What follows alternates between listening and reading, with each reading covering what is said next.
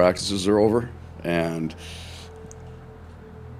there's a group of players whose one of the things they're selling is an edge, right? And then we want to be respectful of each other on the ice. We want to practice hard and battle hard, but they really can't show. Some of the guys want to catch somebody up the middle or get a heavy hit on the wall. So those guys get an opportunity to show what they can do. And then I am too. My expectation when I look at these is that if I push them hard enough, they shouldn't be any good. Right? We should look a little slow, a little tired, but I'm looking for the systems, the understanding of the style of game and some of the systems that we play for the new guys when they're a little bit fatigued. So I would say the first 5 exhibition games, I won't be looking for so much excellence as I am their individual understanding of what we want to do. But by the time you get to the last 3 exhibition games, you've probably come off the team a little bit. You're not grinding them quite as hard. Then we'll look to get to speed. This is your second year now with a doubleheader. How much did you just enjoy it as an assessment tool to see 40 guys in one day?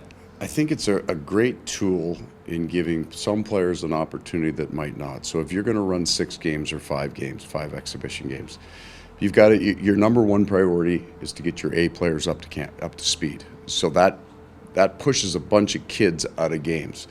But we'll get to see all of our players that are eligible to return to junior hockey tomorrow playing an NHL exhibition game, and I'm excited to see that because you're going to put an 18-year-old kid into games, and there's going to be some 35-year-olds out there. So it's a great way to kind of introduce them.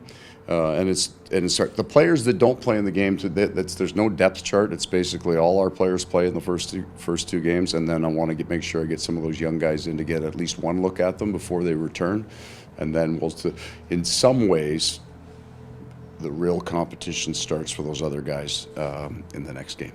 One of those young guys, Grayson Sachin, yeah, 18, but when you put him on a line with a guy like Sam Reinhart, is that those guys would play well together in camp, or is it also Ryan would be a great mentor for this guy just to be around? How much do you kind of weigh the play versus just it was both. His rookie camp was very good for an 18-year-old. So there's the difference between an 18-year-old and a 23 and 24-year-old is huge. So, but even at those prospects tournaments, there's some 99 birth dates, and then there's some 04 and 05s out there. I thought he was really, really good, and then I wanted him with certain kinds of players. So if you want to know where you're supposed to be on the ice, ask Sam Reinhart. So he's going to be able to help that young man. Originally, it was Verhaeghe on the left wing, and then it would be Lombo would be running the left wing. And I also want, with Ryan there, a little bit of experience in the corners so that a young guy going out there doesn't have to necessarily do all the work in the corners. So just to balance it. It was kind of a payoff for him for what I thought he had a very good rookie camp, and I like the style of game he plays, and he's on the puck. His body's going to change a lot over 5 years, so he's a young guy playing with men, and he plays hard. He's got lots of heart.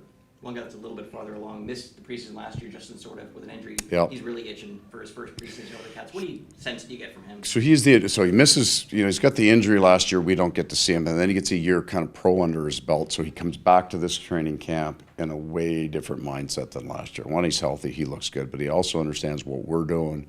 So he's in a position now to kind of show what he can do, where last year he never got that chance. Any update on Carter Verhaeghe?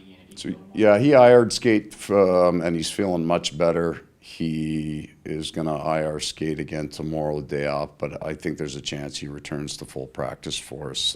We might put him in a gold one, non-contact sweater on Wednesday morning. I probably won't put him in that game. I want him to get a couple of practices in, so you would expect to see him Friday night if he stays healthy. And one of you guys, Lorenz, big guy out there, looks really fast for his yeah. size. What have you liked from him so far in camp? Well, and that's the reason he's here. So we've had 2 or 3 of those bigger men that are in camp that can really move, and they all can play center ice. But he is aggressive on the puck. He's got size and he's got speed. We feel that that's an important thing on the fourth line if that's the role he comes in. But he's also got enough hands that any one of those guys that are kind of trying out for that fourth line center hole, they all have enough hands that they can make him play and they can move up the line a little bit. It's a competition.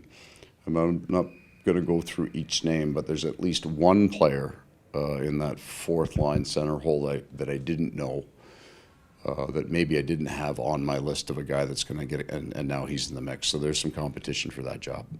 Are there any guys that you're holding out from the doubleheader tomorrow other than Verhaeghe? None. They all play. Thank you. Thank you. Thanks, Coach. Thanks, everyone.